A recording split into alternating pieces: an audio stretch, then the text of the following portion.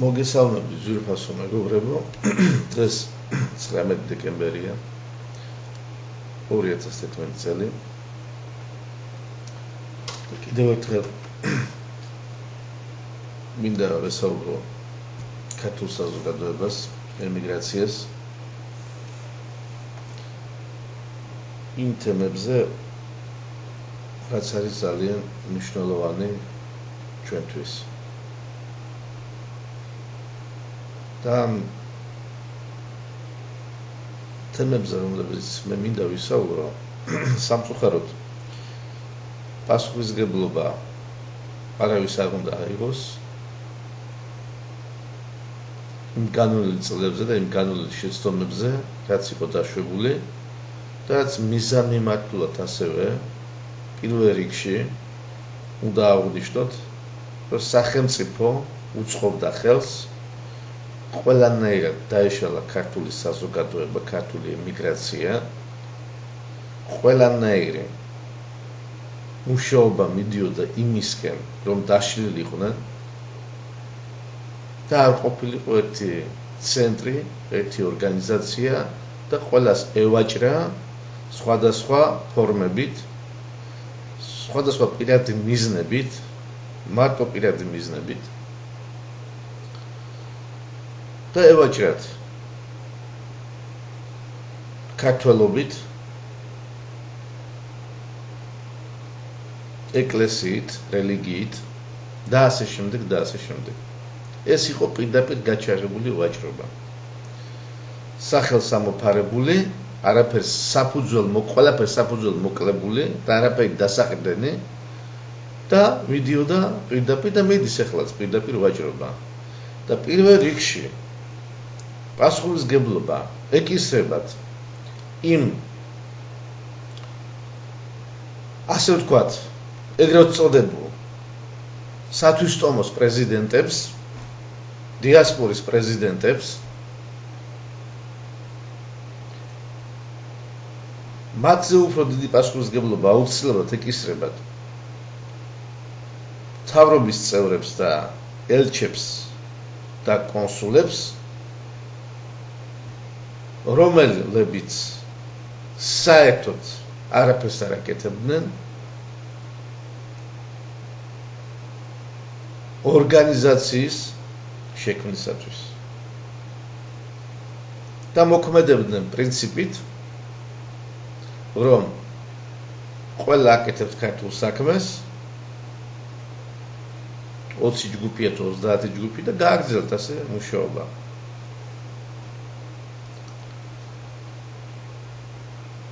რამაც გამოიწვია დაშლა და შედეგებიც სახეზე გვაქვს. ამაზე სამწუხაროდ არავინ არ საუბრობს, კურდღლებივით იმალებიან ყველა. მე მოვიწვიე ბევრჯერ სასაუბროდ ამ თემებზე ოფიციალურად ვაღუნთ,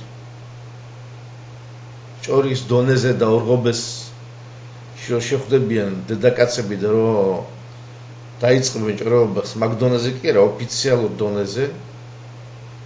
და სამწუხარო კიდევ ის არის, როდესაც ქართული საზოგადოება თვითონ ამ ყველაფერს პასუხს ასცემს და ანალიზი ვერ გამოაქვს და არ გამოაქვს. ეს არის პირდაპირ ტრაგედია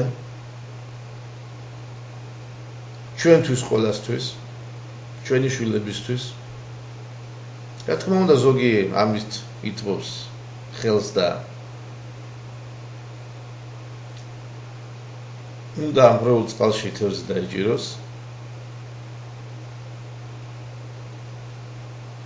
და შემდეგში გადადიან ერთმანეთის ლანძღვაში. ეს დავწერე კიდევაც ადრე ჩვენ გაზეთში, აუცილებლად დაიწყებ, იქნება მეთქი ჩემი ლანძღვა პირდაპირ და რომ ვერ ხედავენ ვერაფერს, ხელწამოსაჭიც, გადადიან ეგრევე, თურმე მე ინდონის ქართველი არ ვარ, ინდონის ხარისხიანი ქართველი არ ვარ და ამ ყველაფერს ხარს უჭერს საქართველოს კონსულები უჭერდნენ ხარს, საკონსულოები ამ ყველაფერს დავით ტოგონიძე, რომელიც საერთოდ არაა დასაკარებელი სახელმწიფო სტრუქტურებში და პირდაპირ დამნაშავე, რაც ხდება ქართულ საზოგადოებაში და სწავლნიგში, საერთოდ არ იყო აზრზე და არ იცოდა რა არის სახელმწიფო და რა არის სახელმწიფოებრივი მიდგომა. როგორ უნდა მიუდგეს ამას ყველაფერს? რა თქმა უნდა, შემდეგში ზურა პატარაძეც, რომელსაც პირდაპირ თხოვდი, რომ შემდგარიყო დიალოგი. სამწუხაროდ ეს ადამიანები თავიანთი კეთილდღეობის გარდა არაფრით არ იყვნენ დაკავებული. იღებდნენ სოლიდურ ხელფასებს, საკმაოდ, მეგონი 3000 ევრომდეც, თუ არ ვწდები. და ხალხს კიდევ არ მაქვს ლაპარაკი საქართველოში, საბერძნეთშიც 500 ევრომდეც უჭირთ ხელფასი. ჰქონდეთ ესაც ბევრი უმუშევრობა და ბევრი ძალიან დიდი პრობლემებია. ამის მიმართულება დაარღვიეს ჯგუფებმა და თამაშის წესები ჩვენ უნდა შეგვექმნა, ჩვენ თვითონ. და ადამიანები, რომლებიც ლიმონადზე იყიდებიან, გაზიან ლიმონადზე იყიდებიან, პირდაპირ მნიშვნელობით. ამაზე საუბარი ასეთ ადამიანებზე როგორ შეიძლება დადგეს და ჩამოაყალიბო ორგანიზაციული სტრუქტურები. ამიტომ ვითხოვდით სახელმწიფოს ჩარევას. სახელმწიფოს დახმარება. ამ ხალხს მარტო ესმით სახელმწიფოს ციცის დაქნება. სხვანაირი მიდგომა არ ესმით ამ ხალხს. და ჩვენმა ბავშვებმა მე ძალიან გული მწყდება.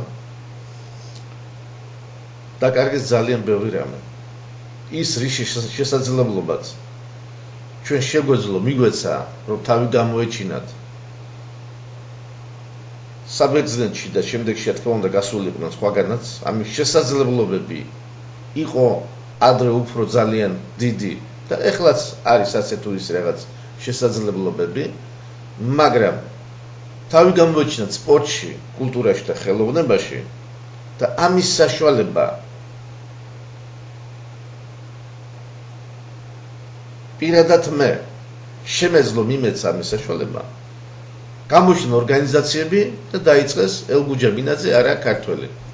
ელგუჯა მინაძე ვიღაც იაღოველია და რაღაცა სისულელების ლაპარაკი. ხო და ასეთი ადამიანების შემყურე მე Facebook-ში ზდავდე, რომ ადამიანები, რომლებიც ვაჭრობენ ყველაფრით, შეგჯერდება, ქართველობა შეგჯერდება ასეთი ადამიანების შემყურე და ეკლესიაც შეგჯერდება. და სამწუხაროდ არც ქართული სახელმწიფო და არც ეკლესია ხმის ამომღები არა ამ ყველაფერზე, რაც ხდება ქართულ საზოგადოებაში. და დუმს დუმილის პოზიცია უკავია. ქართული ლობი დიდი ხანი საუბრობ ამაზე სხვადასხვა წრეებში ქართული საზოგადოების.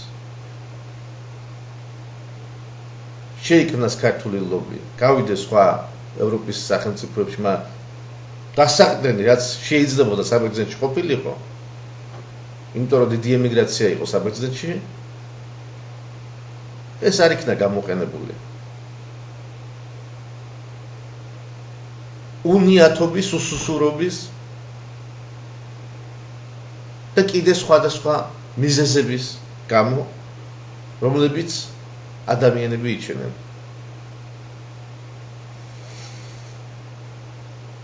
და მე ამას იმიტომ ვსაუბრობ, რომ ქართულმა საზოგადოებამ თვალებში შეხედოს, თავის თავს სარკეში ჩაიხედოს და გამოიტანოს დასკვნები და ანალიზი გაუკეთოს, თუ რამდენად მართალი იყო თავის მოქმედებებში. და ამ ყველაფერს გაუკეთოს თვითონ ანალიზი გაუკეთოს თვითონ ქართულმა საზოგადოებამ. ესაა მიზანი ამ საუბრების.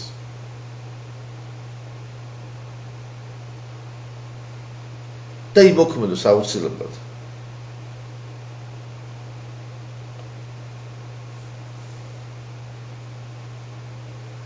იმიტომ რომ სხვანაირად ჩვენ მომავალი არ გვაქვს.